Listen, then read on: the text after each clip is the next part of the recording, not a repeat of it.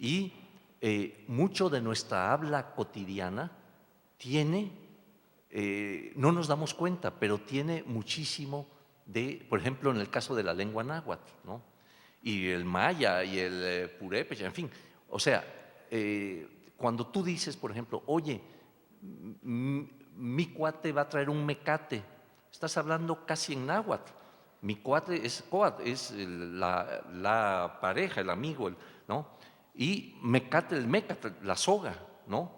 Y si dices yo voy a Azcapotzalco y después me voy a regresar por Tacuba, estás mencionando ciudades antiguas. Y cuando dices tomate, chocolate, etcétera, estás hablando en términos náhuatl, por ejemplo. Me refiero al náhuatl porque es, aunque yo no lo hablo, pero es el que conozco más por lo mismo del tema que yo tengo, que este pueblo hablaba el náhuatl.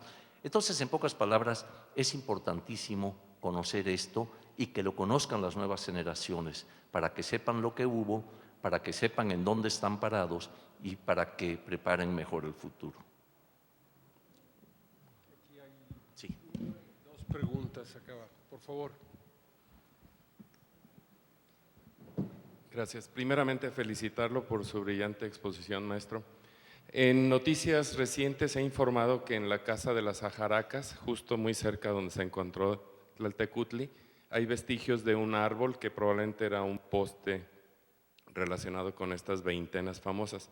¿Qué juego tendría este tipo de árboles o postes en todo este rompecabezas que nos habla? Sí. Bueno, no mencioné el hallazgo del árbol, que qué bueno que lo recuerdas, pero eso será para otras conferencias, porque es que cada detalle, mira, efectivamente encontramos un árbol, digamos que prehispánico y actual, ¿no? Todavía estaba ahí. Y efectivamente, tienes razón, corresponde a, digamos, o está relacionado con veintenas, etcétera, etcétera, ¿no? Pero se encontró junto al Cuauchicalco, al edificio en que, digamos, muy cerquita de Tlaltecutli, poquitos metros, ¿no? Entonces, toda esta parte frontal del Templo Mayor han salido y sigue enriqueciéndonos con datos, ¿no? Salió este árbol, salió el Cuauhtémoc con las cabezas de serpiente que lo adornan, ¿verdad? Y cada uno de estos elementos está siendo atendido. Por ejemplo, ese árbol está siendo visto por los biólogos para ver, bueno, su especie, sus características, etcétera, ¿no? Y los árboles eran muy importantes, se menciona por Sagún, por Durán, por varios cronistas, ¿verdad?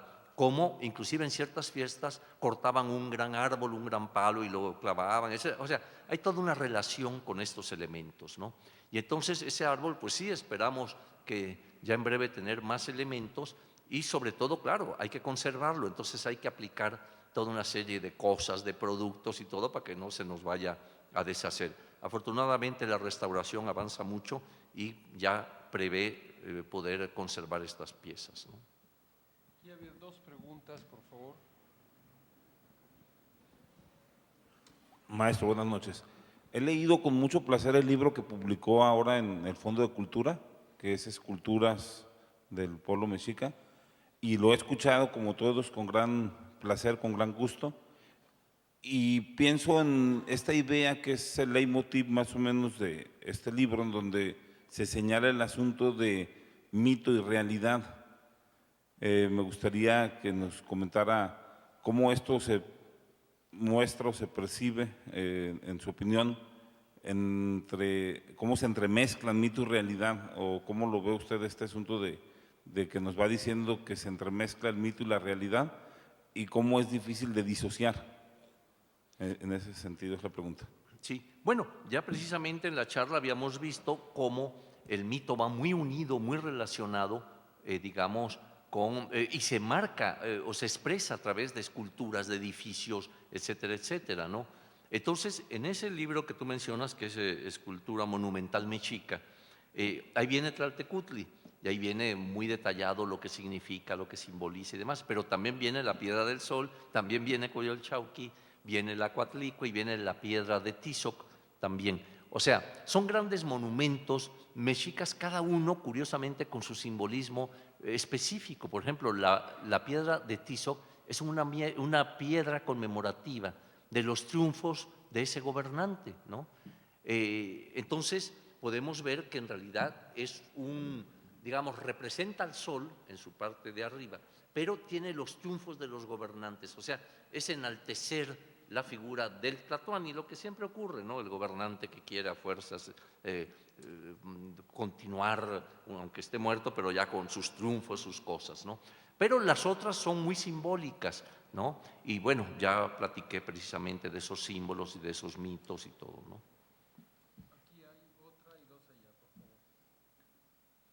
Buenas noches. Me gustaría que comentara algo sobre la certeza en la interpretación, sobre cómo la comunidad de los arqueólogos construye un consenso cuando hace una labor hasta cierto punto delicada de asignarle un simbolismo o una interpretación a un objeto inanimado.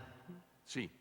Bueno, mira, afortunadamente contamos con lo que comentábamos, con la fuente escrita, ¿no?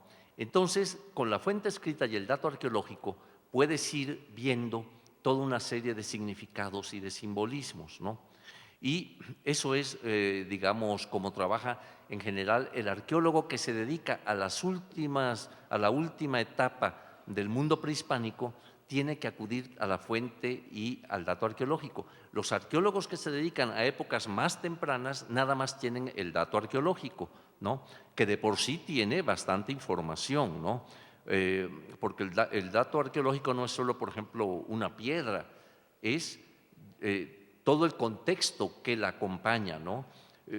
Las muestras de polen permiten conocer qué tipo de flora había, la estudian los biólogos, y a través de eso podemos también saber el clima, porque determinadas plantas vivían en determinado clima, se encuentran todos restos de animales que igual corresponden a tal o cual cosa, vienen estudios en las fuentes escritas del 16, del 17, de interpretación de estos animales y su simbolismo, y lo vemos en las figuras, ¿no? O sea que no es solamente tener una piedra, sino que son contextos que nos permiten, tenemos fechas para también ubicarlas, etc. O sea, es un cúmulo de elementos que permiten al arqueólogo poder interpretar y poder… Ahora, claro, hay discusiones, ¿no? O sea, hay otros colegas que a lo mejor dicen, oye, no, pero yo no estoy de acuerdo con tal cosa. Bueno, y eso ocurre siempre en la ciencia, sea de las ciencias duras o de las reblandecidas que estamos nosotros. Aguadas. Aquí hay dos, por favor, el señor y el joven. Maestro, primero también nuevamente felicitarlo por su excelente plática. Soy un neófito en arqueología, pero veo que los arqueólogos deben de tener dos ingredientes. Uno, la enorme paciencia para lograr hacer los descubrimientos y que se convierten en verdaderos detectives. La otra cosa que he aprendido es que desde el principio el ser humano ha buscado el origen del universo, las causas de sus fenómenos y los ha expresado de diferentes maneras. Y la importancia de estos trabajos y de la historia es porque en un futuro lejano, nosotros también seremos historia y habrá en un futuro los arqueólogos que también descubran el por qué fuimos como fuimos, por qué nos comportamos como nos comportamos. Mis felicitaciones, y aunque no sé nada de arqueología, aprendí muchísimo de usted. Muchas gracias a usted.